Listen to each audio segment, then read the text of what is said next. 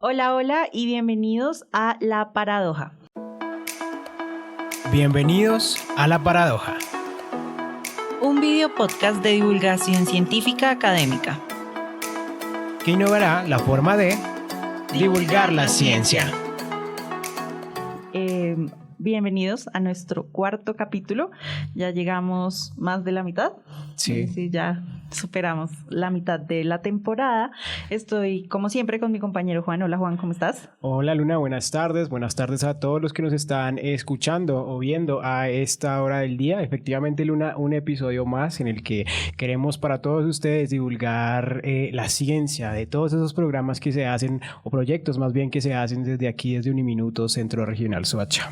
Así es, Juan. Yo sé que siempre digo en todos los capítulos que tenemos un invitado muy especial. Pero todos son especiales. Sí, todos son especiales. Pero en este también lo voy a repetir porque más allá de tener un profesor que ha sido pues como la dinámica que hemos venido manejando. Aquí en La Paradoja hay espacio para todos. Sí, aquí todos están bienvenidos.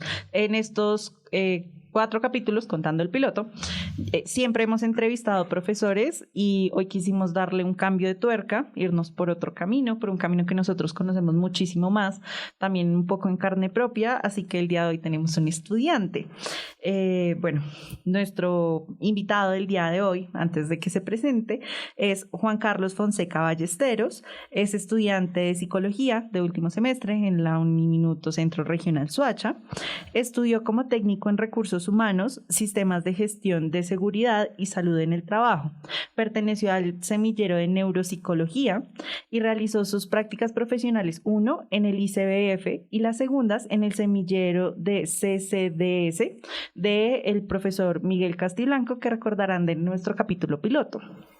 Además, realizó un artículo sobre salud mental, del cual estaremos hablando un poco más adelante.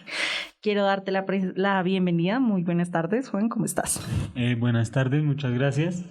Bueno, como tú ya lo venías diciendo, mi nombre es Juan Carlos Fonseca Ballesteros, soy estudiante de psicología, ya de último semestre, estoy en este momento realizando mi tesis de grado. Como lo mencionabas, tengo un técnico en recursos humanos, tuve la posibilidad de estar con el profe Miguel en su semillero y de hacer mis primeras prácticas en el ICBF. Así es, Luna, como ya lo mencionaste, un invitado muy preparado y como también lo mencionábamos, aquí en La Paradoja hay espacio para todos y pues tenemos un estudiante de psicología, ese campo tan interesante como lo es la psicología, Luna. Así es. Bueno, vamos a pasar con la primera sección, que es una pues de nuestras favoritas, y es que más allá de saber cómo tus proyectos investigativos, siempre nos gusta preguntar antes quién eres tú. Entonces, preséntate. ¿Quién es Juan Carlos? Yo soy. Juan Carlos Fonseca es una persona en la que, hablando, digamos, en gustos particulares, disfruta mucho el deporte, el ejercicio. Cuando lo puedo hacer, disfruto mucho andar en cicla, me movilizo en ella constantemente cuando puedo. En cuanto a mi carrera, digamos que de entrada solo le tenía expectativas, me ha ido gustando más con el paso del tiempo. A medida que he podido profundizar en ella, me he dado cuenta que es como una buena decisión de esas que se toman como por casualidad. ¿Qué más? ¿Quién más es Juan Carlos Fonseca? Bueno, Juan Carlos Fonseca es una persona a la que le gustan cosas también como tipo el anime, disfruto también ciertas cosas como la música, cosas así un poco más banales. Eso es más que todo como tal Juan Carlos Fonseca. Bien, pues a mí la psicología es un campo que siempre me ha interesado y me gustaría agregar a este punto de yo soy. ¿Qué hizo clic en ti cuando decidiste estudiar psicología? ¿Qué intentabas buscar ahí? Bueno, yo digamos que en una entrada, en un principio, ya además cuando era como pequeño, lo que yo quería estudiar era algo como con biología, veterinaria. Quería relacionarme más con el mundo de los animales, me gustan mucho también los animales. ¿Por qué escogí la psicología? Bueno, la veterinaria es un tema que no se da muy fácil en Bogotá, como para explotarlo. Y el tema de la psicología fue como un proceso de análisis, o sea, en mis exámenes CIRFES vi que tenía como buenos principios de comprensión lectura, sociales y demás. Entonces vi que la psicología podía ser una buena opción, por eso entré como con cierta expectativa. ¿Qué es lo que me hace dar clic y decir, me gusta esta carrera y la voy a seguir, la voy a terminar y la voy a continuar? Bueno, como te voy diciendo, poco a poco uno la va conociendo y uno va entendiendo de qué se va tratando la psicología, de cómo uno puede ayudar a otra persona. Y siento que es algo que también va un poco muy relacionado conmigo, ¿no? Es algo que con lo que yo me identifico. De cierta forma disfruto como un poquito el servir a otra persona, el sentir que le soy útil a esa persona, que le puedo ayudar a algo, etcétera. Es algo que a mí me motiva bastante. Bastante interesante. Efectivamente, lo que son las ciencias humanas y más que nada la psicología es algo que poco a poco ha venido cobrando más importancia y hoy en día creo que es algo a lo que todas las sociedades deberían prestarle mucha más importancia al tema psicológico, ¿no, Luna? Así es, Juan. Bueno, pasamos con nuestra siguiente sección y es que, como lo mencionaba al principio del capítulo, realizaste una investigación en el semillero del profesor Miguel, en el cual hablaron de la salud mental, así que vamos con qué, cómo, cuándo y dónde. ¿Qué, cómo, cuándo y dónde? En esta sección nos gustaría que nos cuentes cómo llegaste al semillero, cómo se empezó a dar la investigación y pues como todo lo relacionado a ella. Bueno, el tema de investigación es un tema que a mí particularmente me atrae, me gusta bastante. De hecho, ya lo mencionabas, estuve en un semillero antes, que fue una decisión que tomé pues por gusto a ese semillero y a ese tema. ¿Cómo llegó a él? Bueno, yo estaba haciendo mis prácticas inicialmente en el bienestar por problemas de organización entre la universidad y el bienestar. No pude continuar allá. Entonces, pues se me da la oportunidad de hacer mis prácticas 2 aquí en la universidad y la docente me dice que me quiere mandar a un semillero que no sea de psicología, sino que sea como de otra cosa, para como probar, experimentar. Me pareció interesante la idea, hablé con el profe Miguel y de inmediato él me propuso la idea de que quería hacer como un artículo investigativo que tratara de conectar esos dos mundos, ¿no? Que son la comunicación social, la psicología, que eso en parte también es el objetivo de la academia, que las ciencias se mezclen, se junten, el conocimiento se intercambie y se universalice. Sí, claro, lo que llamamos la interdisciplinaridad. Sí, bueno, efectivamente, como lo mencionábamos, tú actualmente te encuentras realizando un proyecto de tesis que hablábamos hace un momentico, que ya llevas 2 años en la realización de que este proyecto de tesis se llama La representación social de la sexualidad en el hogar, diferencias entre hombres y mujeres, que pues es básicamente que busca acercarse, según lo que estuve leyendo, a la educación social, la educación sexual, que se da a través del hogar en todas las representaciones sociales. Entonces me gustaría que ahora pasaras a hablarnos un poco de lo que es este proyecto y ya pasamos a ahondarlo un poco más. De acuerdo, bueno. No eran 2 años, sino 2 semestres. Ah, sí, perdón. Le extendió ahí la duración, sí. que falta respeto. Sí, no, son 2 semestres. Bueno, ¿en qué consiste este proyecto? Este proyecto en el primer semestre tenía la intención de trabajar con una población específica que era sector salud. Nos interesaba en un principio, con mi compañera, la estoy haciendo con una compañera, en un principio nos interesaba saber cómo esa opinión, esa representación que había desde el sector salud respecto a la educación sexual no estaba tan encaminada al hogar. ¿Por qué? Porque pues inicialmente se realizó una investigación, se recogieron estudios previos y se vio que en la educación sexual pasan muchas cosas o dejan de pasar y terminan siendo importantes a la hora en las etapas de desarrollo de las personas. Habíamos trabajado la población del sector salud en un principio porque pues es una población que evidencia todas estas cosas en su labor, en hospitales y demás. Digamos que ahí tuvimos un problema con respecto a la creación de representaciones sociales y el tema se fue replanteando. Volvimos a los inicios, volvimos a estudiar como esas investigaciones de base y nos dimos cuenta que uno de los mayores escenarios donde hay problemas es en el hogar. ¿Qué pasa en el hogar? Hay desconocimiento de los padres de cómo abordar el tema o del tema en general. Esto también se presta a que haya mucha desinformación. Por lo mismo se generan tabúes, se generan estereotipos. De hecho, ese es uno de los ejes de nuestro trabajo, los estereotipos de género. Los padres suelen criar a sus hijos dependiendo de su sexo, si es hombre o mujer. Se le inculcan valores y se promueven conductas diferentes. Entonces, con base a eso, decidimos que este iba a ser como uno de los ejes. Uno, los estereotipos de género, y dos, lo que ocurre en el hogar. ¿Cómo se aborda o por qué esto se aborda desde la representación social?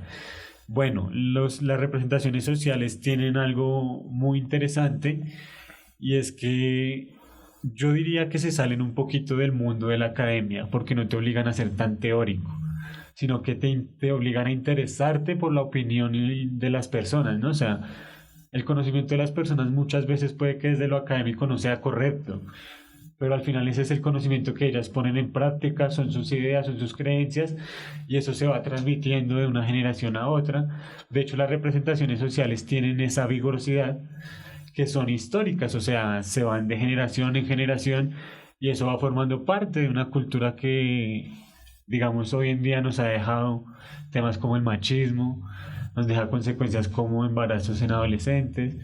Cuando son embarazos tempranos a veces son desescolarizaciones o personas que pierden la oportunidad de crear un proyecto de vida más firme. Entonces es un tema que nos ha parecido bastante interesante, lo hemos trabajado casi a lo largo de la carrera, y ahorita pues hemos querido abordarlo de esta manera. Sí, mientras leíamos el artículo, mientras digamos estábamos haciendo, perdón, el documento de tesis que investigamos y demás, hay algo que me gustó de la descripción, o me llamó la atención más bien, es que hablan ustedes ahí de una alta tendencia a la problematización de la educación sexual en el hogar. Y precisamente tú lo mencionabas, que llega un punto en el que eso se hace un tabú en la casa, de que los padres no hablen con sus hijos de este tipo de cosas, bien sea por pena, bien sea porque no se sienten preparados, bien sea porque no sepan cómo abordarlo. Entonces me gustaría saber desde tu investigación qué se encontró directamente en temas de hogar y, digamos, en tu manera de verlo, cómo podría hacerse con esta clase de trabajos el llegar a cambiar esto para que precisamente los padres se acerquen más.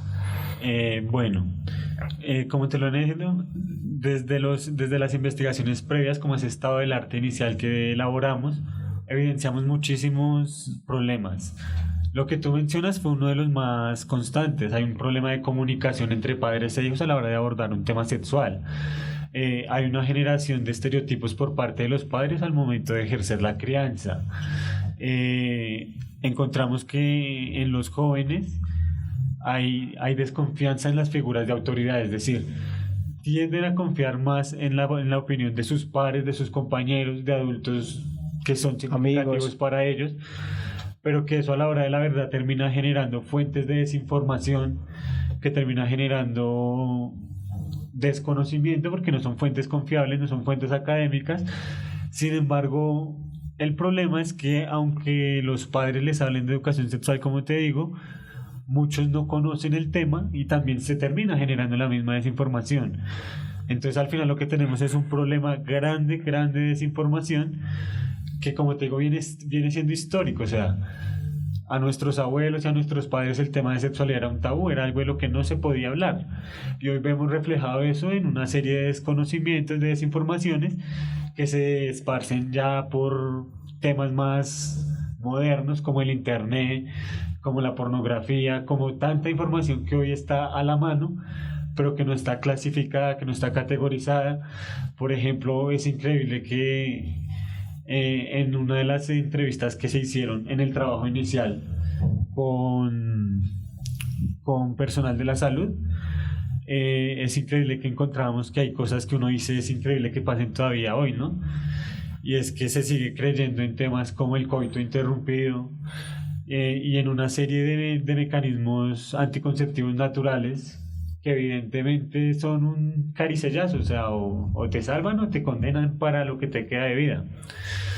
Entonces uno encuentra que hay prácticas que siguen siendo muy irregulares debido a lo que te digo, o hay falta de educación sexual en el hogar, o se está brindando de una manera errática, porque pues también, digamos, en el hogar se maneja mucho lo que es la educación sexual represiva, que debemos decirlo, es algo que es muy promovido por el pensamiento cristiano, católico y religioso, que es de esa figura heteropatriarcal, de una sexualidad solo con fines reproductivos y dentro del matrimonio, que no tiene pues nada que ver con lo que hoy en día se sabe, se conoce y se entiende e incluso se practica con respecto al tema sexual.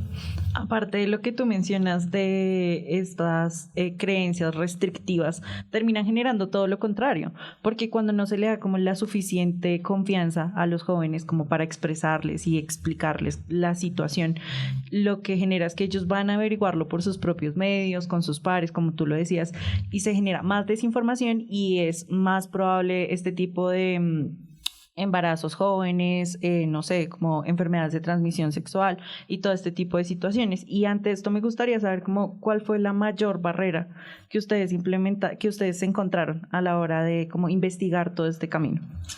Bueno, sí. Una parte que me había olvidado, como qué lo que pretendemos lograr con este trabajo como para mejorar la situación. Bueno, lo que se pretende es primero, conocer el tema de las representaciones sociales respecto a la sexualidad y cómo eso se está viendo reflejado en la educación sexual en el hogar. Digamos que a lo que le apuntamos es a que las generaciones actuales, los jóvenes de ahora, que posiblemente en un futuro van a ser padres, encuentren ese camino, esa facilidad para hablar del tema, porque es una parte supremamente importante. Y tendemos a creer que no, porque nunca se habla, nunca se toca, pero eso se ve muy reflejado. De hecho, habían estudios que mencionaban que eso puede verse reflejado en el desarrollo social, y es que una persona que tenga un hijo sin un proyecto de vida generalmente va a subir los índices de pobreza, y eso pasa mucho en las clases medio bajas. Entonces, claro, lo que buscamos es eso. Primero, conocer el tema a profundidad y segundo, pues incentivar que esta educación sexual y esta sexualidad se brinde en el hogar. Lo primordial es brindar información. Al final de cuentas, controlar las prácticas de las personas es algo difícil, pero con la información ellos ya deben poder como establecer un plan preventivo, como planificación y demás. Ahora, respecto a lo que mencionabas de qué barreras encontramos,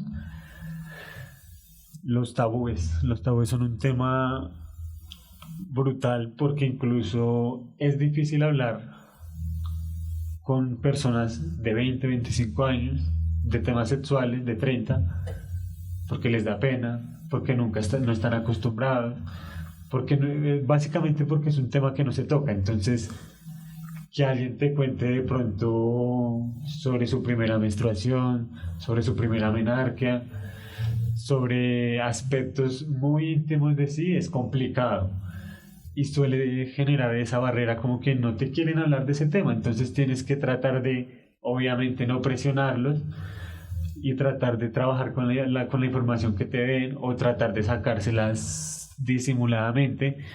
Esa es una barrera muy grande porque la gente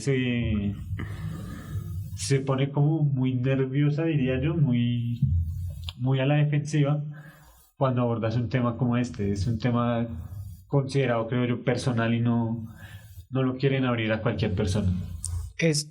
Respecto a lo que tú comentabas, precisamente de que eso puede generar desconfianza o pena a las personas hablarlo con tu compañera y junto a ti, ¿cómo fue ese proceso para precisamente hacer que las personas se abrieran y empezaran a contar más sobre ese tipo de temas de sexualidad?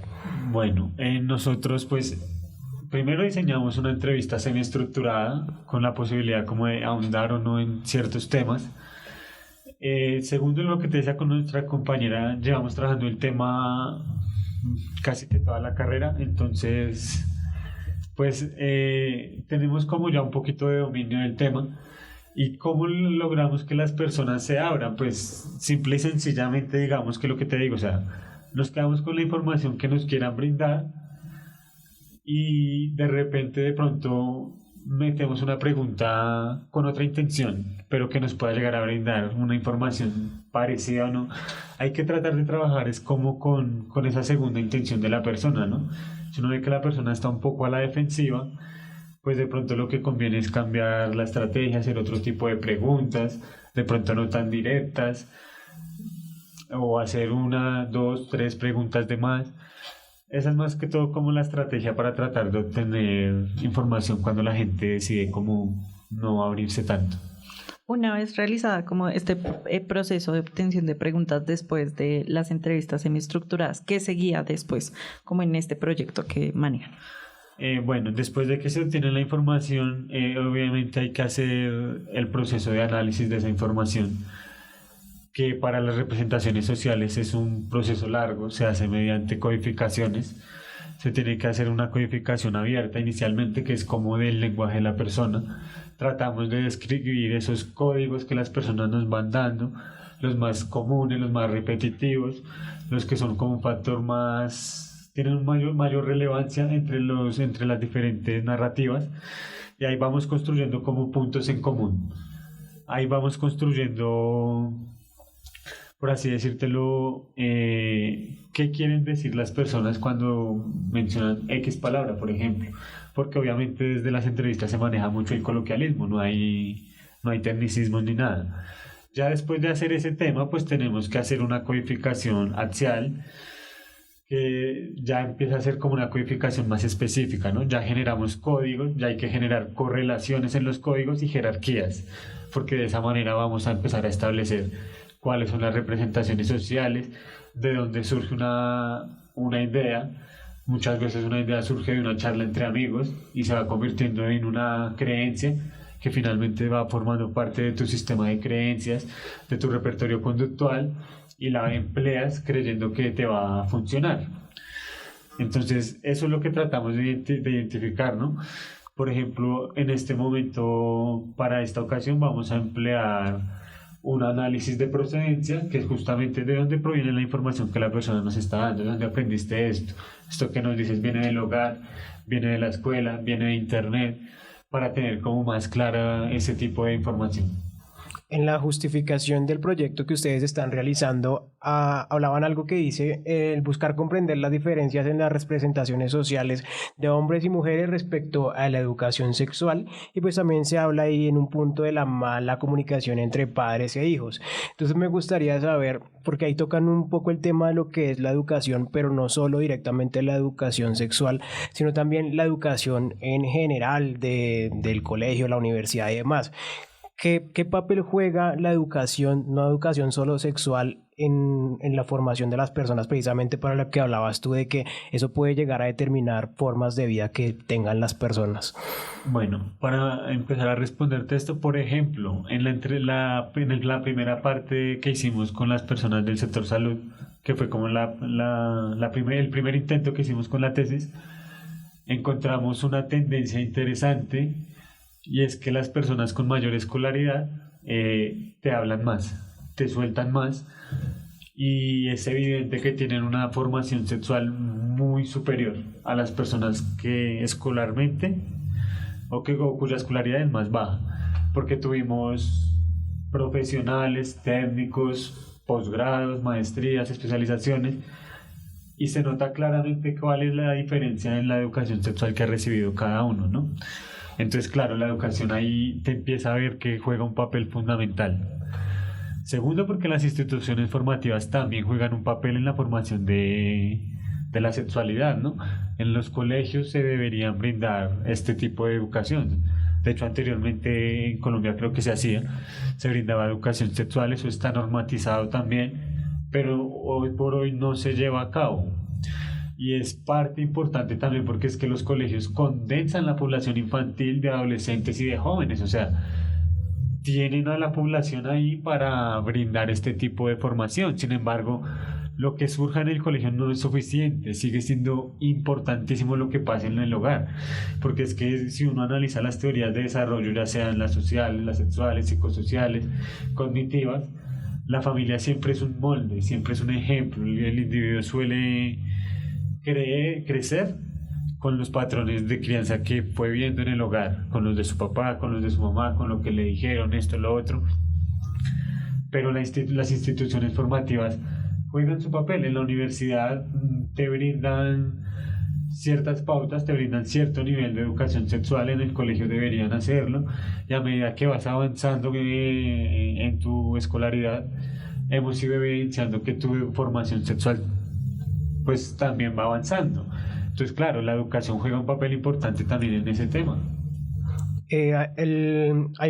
dentro de lo que es el marco metodológico, ustedes referencian a Serge Moscovici, que habló de lo que es las representaciones sociales, que esto es básicamente como empezar a crear, según entendí, poblacionalmente una idea hasta que las personas sientan que es algo cierto.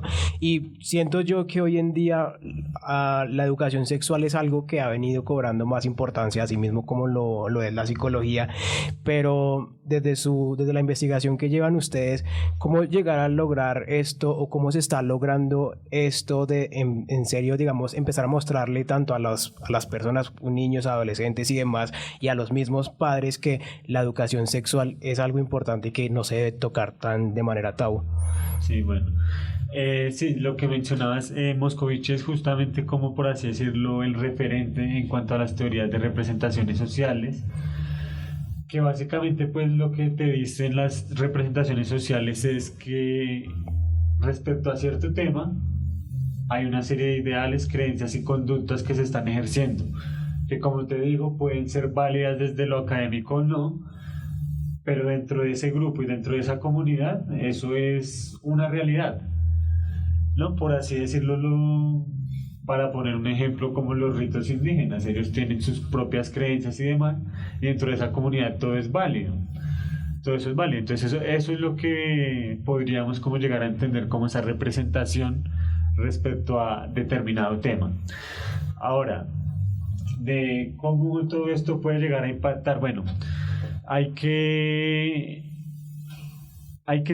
jugar un papel desde lo político, porque todo esto también es importante, la parte de la política pública. Lo que te decía, ahí es necesaria una política pública para educación sexual en los hogares, y una política pública desde la salubridad puede ser para, por ejemplo, que existan centros de orientación, como por ejemplo lo que hace Profamilia, que vas y te dan preservativos por lo menos, pero no solo eso, que te den también información, conocimiento, demás, o sea, que surjan programas. De hecho esto no lo decían también mucho el personal de salud, tienen que surgir programas, tienen que surgir campañas que inviten a la pedagogía, y ellos decían que incluso desde el sector salud, desde lo que es la parte de médicos, enfermera y demás, ellos también tienen que jugar ese papel, porque pues es que al final el tema de la sexualidad en algún punto también se vuelve un tema de salubridad. De hecho, alguno de nuestros candidatos de esas entrevistas nos decía, es que el tema de embarazos en gente de bajos recursos es un tema de salud pública, porque es que se está convirtiendo en algo muy grave, y eso es uno de los objetivos de la salubridad en Colombia.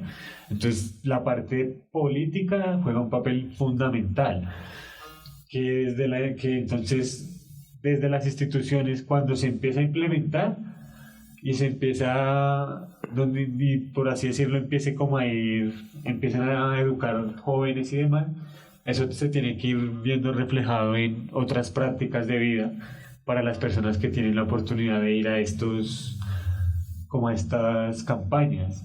El tema es que esto no es un tema rápido, porque lo que te digo es algo que viene siendo histórico y cultural, y requiere que haya un cambio generacional importante. Estamos hablando de que tienen que pasar 50, 70, 20 años. Es un tema largo, pero que se tiene que trabajar constantemente desde la pedagogía. De hecho, si vemos el tema del machismo, que Colombia es un país machista históricamente, podríamos decir que hemos ido cambiando, pero aún hoy se ven como resquicios de ese pensamiento, de esa cultura machista, del tipo que en la calle le echa el piropo a la chica, o bueno, demás cosas que hoy en día creo que le llaman micromachismos y demás. Todo eso se sigue viendo reflejado, y Colombia son 200 años desde que se fundó, y este es algo que todavía no se ha podido erradicar por completo. Es algo que se tiene que ir haciendo lentamente, pero pues es algo necesario para todo desarrollo social, incluso para mejorar la calidad de vida de las personas. Es importante, porque si yo, digamos, no tengo un embarazo temprano, tengo la oportunidad de generar un plan de vida, de estudiar, de crecer personalmente, y eventualmente si es mi deseo, pues tener descendencia y demás. De lo que tú mencionas, uno qué puede hacer como su rol de individuo para aportar como a este tipo de dinámicas de mejorar la educación sexual en su entorno. Bueno, uno como individuo pues tiene que actuar partiendo del conocimiento que tiene, ¿no? Lo primero entonces es educarse a uno mismo y tratar de hacerlo con fuentes confiables, que es la parte difícil, porque como te digo, en internet incluso encuentras artículos pues que no son del todo confiables.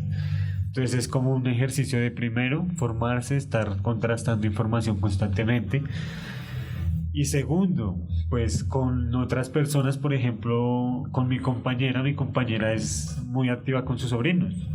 Ella les habla, ella los orienta, incluso un poco más que la madre si se quiere, porque pues la madre tampoco es que tenga mucha información, pero pues es lo que tú puedes hacer, tú puedes estar hablando con otras personas, tú puedes compartir la información, es que al final de cuentas lo que se necesita es que la información se divulgue, porque la información está, pero no está para todos, ese es el principal problema. Digamos, alguien que no tenga la oportunidad de adquirir una carrera universitaria, pues va a dejar de formarse incluso en la parte sexual, que es muy importante. Entonces la información y el conocimiento tienen que transmitirse, esa es lo mejor que uno puede hacer con primitos, con sobrinitos. Digamos que uno no habla tanto de los papás y demás porque ellos ya tienen un pensamiento muy forjado y uno no va a esperar que ellos lo cambien, pero vienen generaciones a futuro que todavía están en formación y uno, digamos, puede aportar en esa pequeña formación con lo que uno sabe, con lo que uno mismo se ha ido formando como persona. Entre lo que tú mencionabas anteriormente está el tema de los roles de género y como esta brecha de roles, valga la redundancia, a la hora de lo que la gente concibe como educación sexual. Y me gustaría saber, como desde la experiencia de todas estas entrevistas, ¿cuál fue el punto más hilarante en el cual tú dijiste, no puedo creer que de verdad la gente piense esto respecto a los roles de género en la educación sexual? Bueno, digamos que una parte que a mí me llamó la atención es que entre los entrevistados hombres normalmente no se percibe diferencias, pero ellos te hablan más de una perspectiva escolar. O sea, ellos te hablan, no, yo creo que no hay diferencias porque en la escuela nos enseñan lo mismo a todos. Pero cuando hablas con las mujeres es sí, yo sí creo porque es que a mí me decían esto, pero con mi hermano era otra cosa. Ellas te hablan más desde el hogar. Entonces hay diferentes escenarios donde se brinda educación sexual y en algunos pues podríamos decir es igual porque pues los temas son anatómicos y demás, no hay mayor diferencia, pero los del hogar son temas de valores, de conductas que se van formando diferentes en un género y en otro. Lo que digamos más se vio y que pues la verdad no es tan sorprendente es que con las chicas suelen ser muy represivos, las pautas de crianza suelen ser represivas y son con buenas intenciones, o sea, son padres bien intencionados que le dicen cuídese de tal cosa, no se entrega a cualquiera, además, pero con el chico es como que pruebe, experimente, haga esto, lo otro, y al final hay como una conducta totalmente, no, o sea, no tiene nada que ver una con la otra, son totalmente lo contrario, entonces hay discordancia completamente entre un género y el otro. Incluso en el estado del arte que estamos manejando actualmente para el proyecto el actual, se menciona mucho esa diferencia, que de hecho pues se suele generar ese estereotipo. O sea, los padres en su educación sexual lo que hacen es fomentar un estereotipo de género hacia la mujer y otro hacia el hombre, que a la vez es coherente, digamos, con el que ellos mismos han recibido, de la forma en la que ellos crecieron, pues están educando. Claro, que todo esto que tiene que ver con esos micromachismos o machismos que aún se encuentran en la sociedad. Algo como saliéndonos un poco del tema de investigación como tal. Tú mencionabas el hecho de que tuvieron que dar vuelta atrás y cambiar de perspectiva. ¿Cómo fue ese punto en el cual ustedes ya tenían una cierta investigación avanzada y dijeron, por aquí no es, creo que hay que retroceder un poco? Bueno, es que bueno, ocurre que teníamos prácticamente acabado ya el tema, pero sobre el final nos damos cuenta que la población que usamos, que era el sector salud, no era una población significativa, porque pues esta población que tienen un nivel de escolaridad de técnicos en adelante, tienen una formación, así sea mínima, en educación sexual, y no son faltos, o sea, incluso la persona, digamos que menos información nos aportara, se pudo evidenciar que hay alguna formación. Volviendo al tema de la importancia de las instituciones y de lo educativo, pues cuando la persona tiene escolaridad se evidencia algún tipo de educación, incluso en este tema que es el sexual. Entonces, claro, pues nos damos cuenta de que con ellos no vamos a encontrar como tal esa representación de la sociedad, de la persona que de pronto no tiene esa oportunidad de estudiar y demás.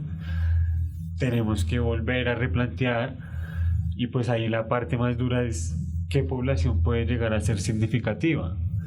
Entonces pues nos quedamos con personas, manejamos el mismo rango, aunque lo disminuimos un poquito, de 18 a 25, 30 años, creo que es lo que lo estamos manejando.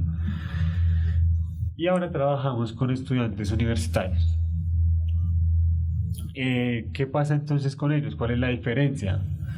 Que pues ellos tienen otro tipo de características, ¿no? Primero, pues su formación todavía no ha estado completa. Segundo, algunos de ellos ya tienen hijos, entonces es un tema bastante enriquecedor para lo que se busca. Y tercero, pues nos damos cuenta que en los antecedentes que usamos para el trabajo, que este tema de educación sexual suele arrojar sus mejores resultados con este tipo de población.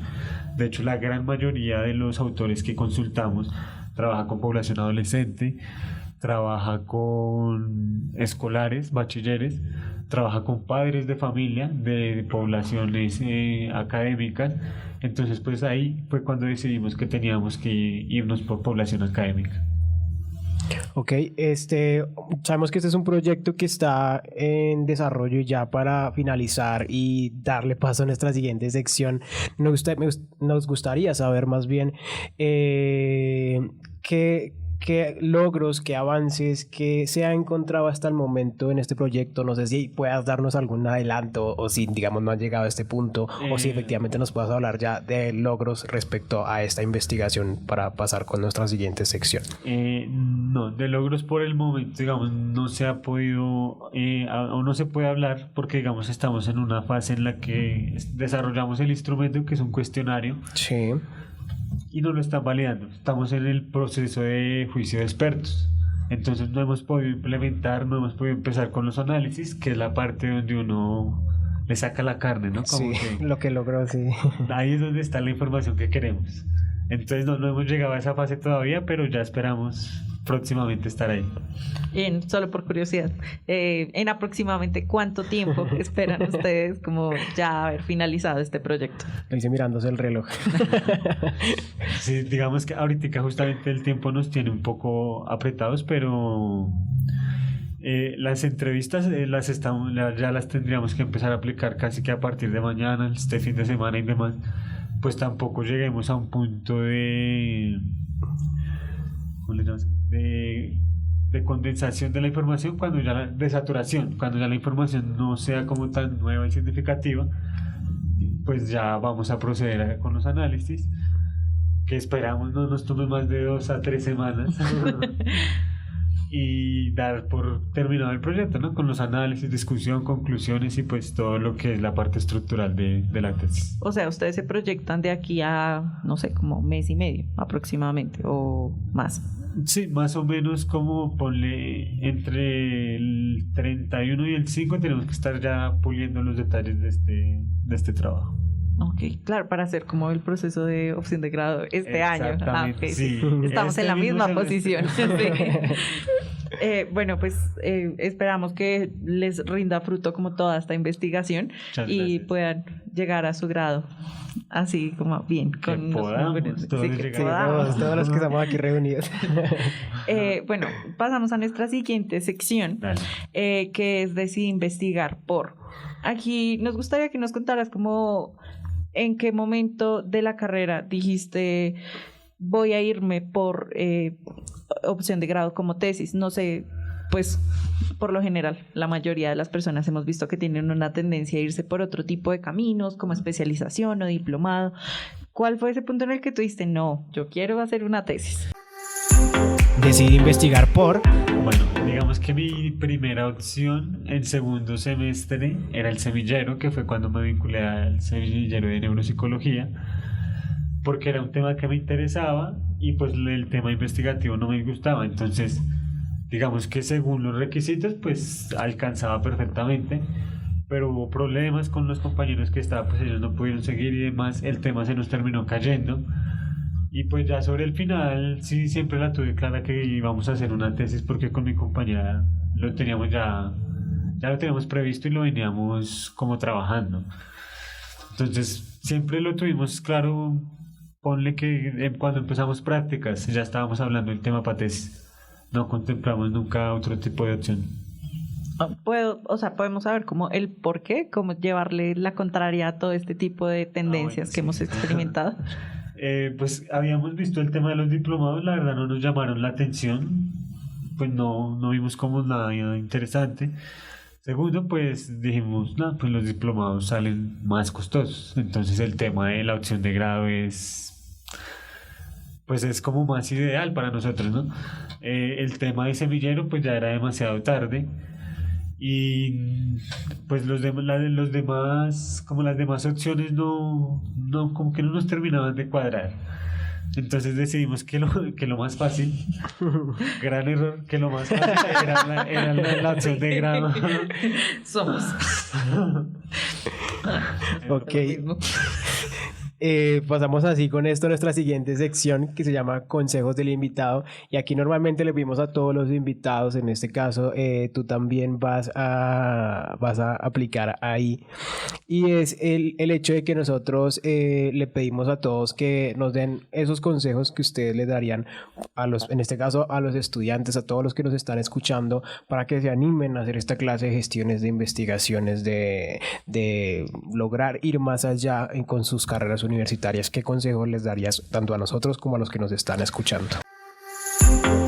Consejos del invitado. Pues yo en lo personal les diría que pues uno tiene que aprovechar el tiempo acá con los temas que le apasionan, ¿no? Yo como les decía, por ejemplo, a mí me apasionaba mucho el tema neuronal, de la neuropsicología y demás, y decidí meterme en él porque me gustaba. Entonces, y fue enriquecedor en el tiempo que estuve, digamos que pude trabajar varios temas. Trabajamos temas de demencias, incluso queríamos montar un proyecto sobre el Tourette. O sea, uno lo que le apasiona tiene que hacerlo, ¿no? A veces de pronto uno no lo hace como por miedo, los tiempos, más responsabilidades y demás. Pero pues al final de cuentas el tema de estar aquí en la universidad es formarse como uno quiere, ¿no? Y muchas veces eso no siempre se logra únicamente en los espacios de clases y ya. A veces uno tiene como que aportarse un poquito mismo a uno. Y eso es lo que yo les diría, que pues si tienen de pronto un tema, algo que les guste, algo que les apasione, llévenlo a un semillero de investigación, porque es buscar, es indagar sobre ese algo que a uno le gusta y conocerlo más a fondo, estudiarlo más a fondo, llegar a nuevas conclusiones. Es lo que yo les diría, es nada mejor que trabajar con lo que a uno le gusta. Síguenos en redes como La Paradoja-Video Podcast. Así es, un poco como de los consejos. Sabemos que realizar una investigación para una tesis, para una opción de grado, es algo demandante, muy, muy demandante, porque lo hemos vivido nosotros en carne propia. Y nos gustaría saber cómo, desde tu profesión, que es como la psicología, cómo sobrellevar esa carga de realizar una opción de grado. Pues digamos que una de las ventajas que uno tiene desde la psicología es que uno casi que a fuerza va desarrollando ese manejo emocional a lo largo de la carrera. Bueno, y de hecho yo creo que todos los estudiantes, porque no es solo durante los grados, ¿no? Parciales y demás, a uno le generan siempre un nivel de estrés muy elevado, pero uno se va aprendiendo a autogestionar, uno sabe que esta semanita es, uy, pero ya la otra más tranquila. Entonces, desde la psicología, yo creería que funciona para todas las carreras, pues es saber cuáles son las fuentes, saber dónde buscar y tener claro siempre qué es lo que quieres, porque muchas veces lo más complicado de la tesis es saber qué es lo que quieres, para dónde vas con ella, qué sigue. Entonces, no, desde un principio es saber qué es lo que se quiere y digamos que a nosotros en esta es algo que en lo que priorizamos. Le dimos mucha estructura al trabajo. Lo primero que hicimos fue ese estado del arte y a partir de ese estado del arte esa ha sido la columna vertebral de todo el trabajo. Ok, pues como siempre decimos en nuestros programas, ya nos acercamos al cierre de este y antes de despedirnos nos gustaría que nos pudieras decir cómo te pueden contactar todas las personas que nos vieron o escucharon, si tienes redes sociales, si tienes LinkedIn, toda la información que tú quieras dar, bienvenido a darla para quienes quieran ponerse en contacto contigo o con tu compañera. Pues sí tengo, pero la verdad no me acuerdo cómo. Ahorita sí tengo, pero no se las quiero compartir. No, es que no me acuerdo cómo me había registrado en Instagram. Facebook. Bueno, como Facebook aparezco como Juan Fonseca, pero supongo que habremos artículos así. Cualquier cosa aquí en la descripción, como siempre, todas las redes sociales que él esté dispuesto a dar. Y ahorita no encuentran ninguna. Sí. Pues nada, ha sido un placer estar contigo aquí, ver como un poco la mirada de un estudiante, ya que siempre habíamos manejado entrevistas con profesores. Entonces queremos darte las gracias por permitirnos dar este espacio y pues nada, por acompañarnos en la tarde de hoy. Vale, gracias igualmente por el espacio, por la invitación. Me parece que fue un buen espacio porque pues como decía, este tipo de cosas, de discusiones y de charlas al final es el objetivo de lo académico. Entonces me pareció muy agradable y muy interesante. Agradecerles también.